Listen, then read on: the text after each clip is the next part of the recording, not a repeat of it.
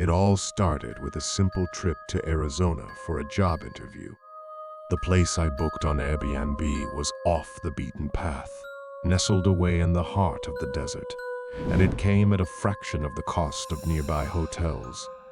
The backdrop was stunning, offering a panoramic view of the vast desert, which you wouldn't get in a typical hotel. I had a job interview the next day, so I spent the evening before preparing, tucked away in the cozy Airbnb. The anticipation was building as I leafed through interview questions and researched the company. The night before the big day, around 9 p.m., as I sat in the living room with my laptop, there was a mysterious tap at the window. I thought it might be a bug, but I had to investigate.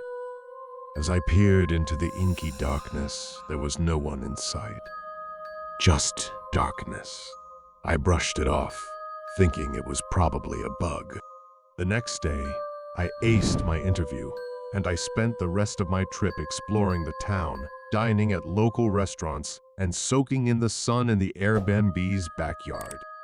That night, as I settled in to watch Breaking Bad, it happened again. The tap at the window. This time, I knew it couldn't be a bug. My heart raced as I rushed to the window, but I saw no one. The eerie feeling of being watched crept in. I stepped outside onto the back porch, scanning the desert. It was silent and dark. Then, I heard a chilling click from the distance. Someone was out there, hiding, toying with me. I called out, "You're on private property. I'm calling the cops if you don't leave."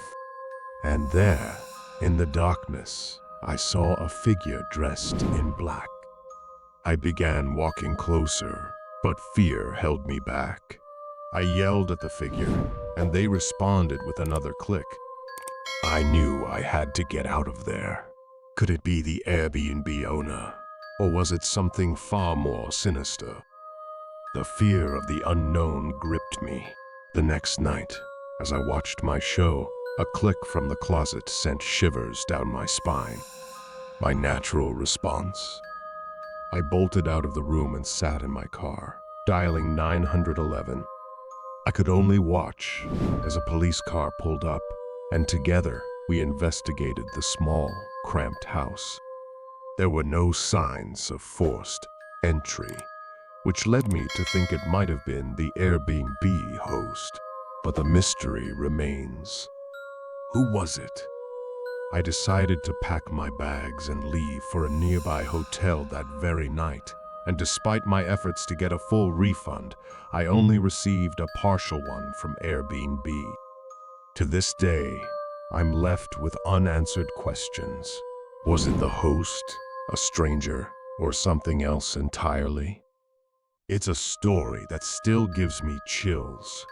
If you've ever had a similar experience, share it in the comments below. And don't forget to hit that like button if you enjoyed this video. Picture this.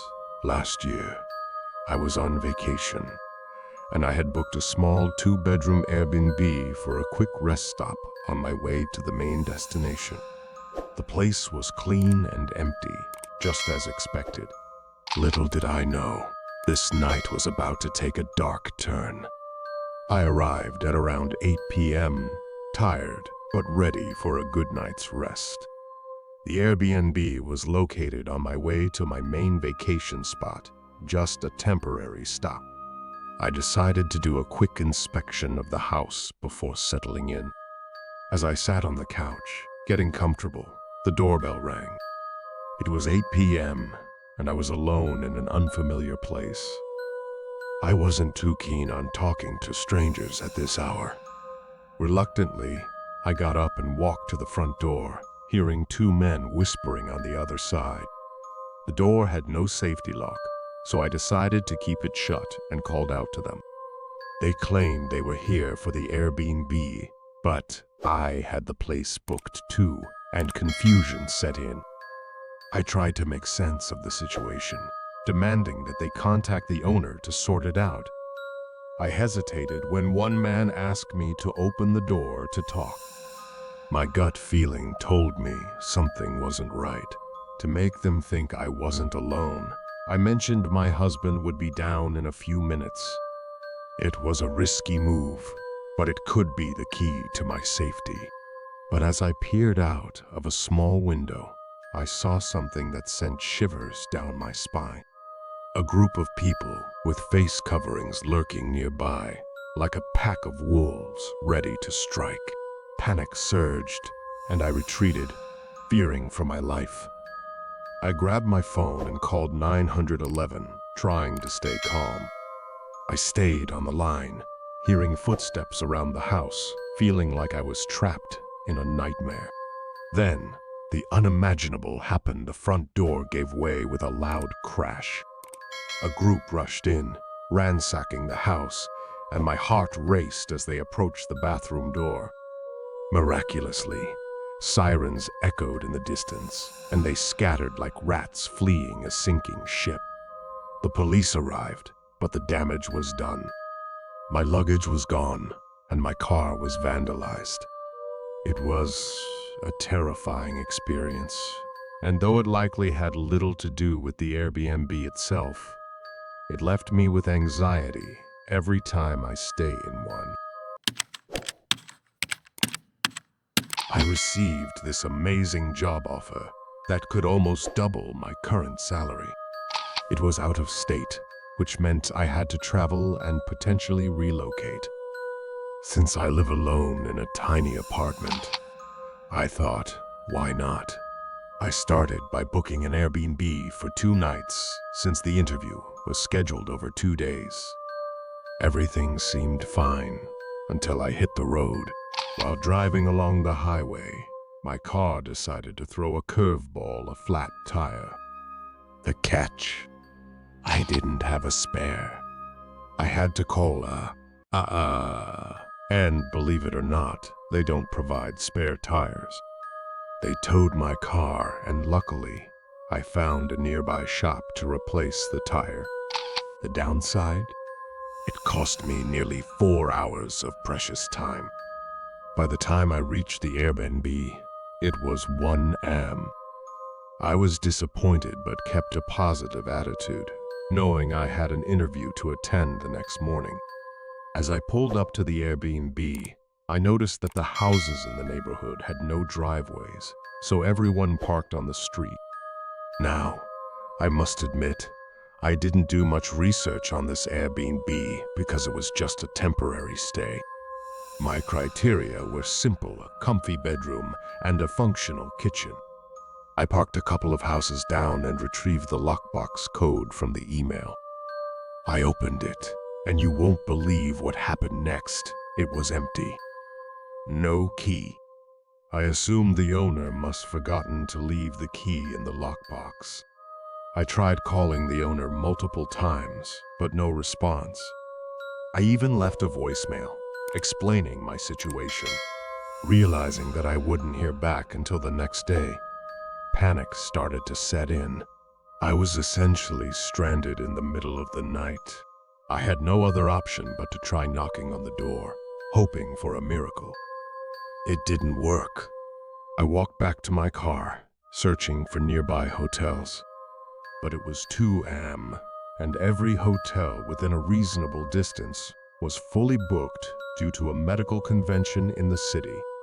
To make matters worse, the neighborhood didn't seem particularly safe, and sleeping in my car wasn't a comforting idea. Just as I was about to resign myself to sleeping in my car, a light in the house I was supposed to stay in flicked on. It piqued my curiosity. Against my better judgment, I decided to approach the house and knocked on the door. After a minute, the door swung open, revealing a man in his mid-30s, wearing jeans and a white t-shirt. I asked if he lived there, and he looked puzzled, replying that he was renting it for the week. I explained that I'd booked it on Airbnb, but he said he'd rented it on Zillow. Something was definitely off, and it seemed like a mix-up with the property listing. He introduced himself as Zach and kindly invited me inside while we figured things out. At this point, I was freezing and needed to use the restroom. The stress of the day caught up with me, and I found myself sobbing in the bathroom. The prospect of spending the night in my car or with this stranger wasn't appealing. I regained my composure and returned to the living room, where I continued my desperate search for a place to stay. After 20 minutes with no luck, Zach offered me a place to stay for the night, explaining that the neighborhood wasn't safe. Despite my reservations, I accepted his offer and thanked him, opting to sleep in the bedroom while he took the couch. As I entered my room and placed my suitcase on the dresser, something caught my eye: Zach's wallet. Now, I'm not typically nosy, but given the circumstances, I decided to take a look. Inside, I found an ID with a picture of Zach, but the name on the card was Benjamin, not Zachary, as he'd introduced himself. This discovery raised even more questions, but I didn't want to alarm myself unnecessarily. I calmly left the room, placed the wallet in the kitchen, and casually mentioned to Zach that he'd left it in the bedroom. For the first time that night, I sensed a nervousness in his response. He thanked me and seemed caught off guard. The unsettling feeling grew as I realized there was no lock on my bedroom door.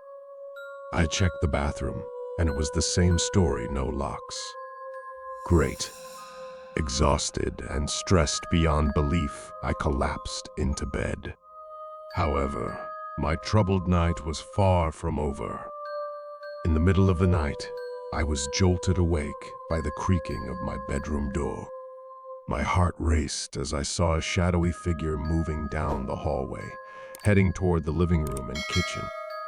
I was alone and vulnerable, with a stranger lurking in the dark. I quietly sat up, clutching my suitcase, and decided to make a daring escape. To reach the front door, I'd have to pass through the living room where this mysterious person was. I couldn't risk it, so I started exploring the house for an alternative exit. 3 other doors lined the hallway. The first 2 were storage rooms, and I assumed the third would be the same. But as I opened it, I froze in terror. It was a guest bedroom with a broken window facing the backyard. I didn't hesitate. I jumped out of that window, making more noise than I'd have liked. But at that point, I didn't care. I landed in the yard, my heart pounding. I dragged my suitcase along as I moved around the side of the house. As I was about to pop the trunk and make my escape, I noticed a light flick on inside the house. I watched as the front door slowly swung open, revealing Zach, or whoever he was, staring at me through the screen door. I wasted no time and bolted out of there. I drove straight to the police station and reported that a random man was staying in my Airbnb and had stalked me while I slept. I explained how he introduced himself as Zach, but his ID said Benjamin. The police arrived at the house, only to find it completely vacant. It was an eerie feeling knowing that I had spent the night with a complete stranger who had broken in and pretended to be the host. I shudder to think what might have happened if I hadn't woken up and escaped. Looking back, I can't help but question my judgment and trust in such a dire situation. It seemed like my only choice at the time, given my desperation. But it's a stark reminder that we should always prioritize safety, even in the most unexpected situations. And that, my friends, is the wild tale of my Airbnb nightmare. Remember, always be cautious, even when you think you're making the right decision. Thanks for listening to my story.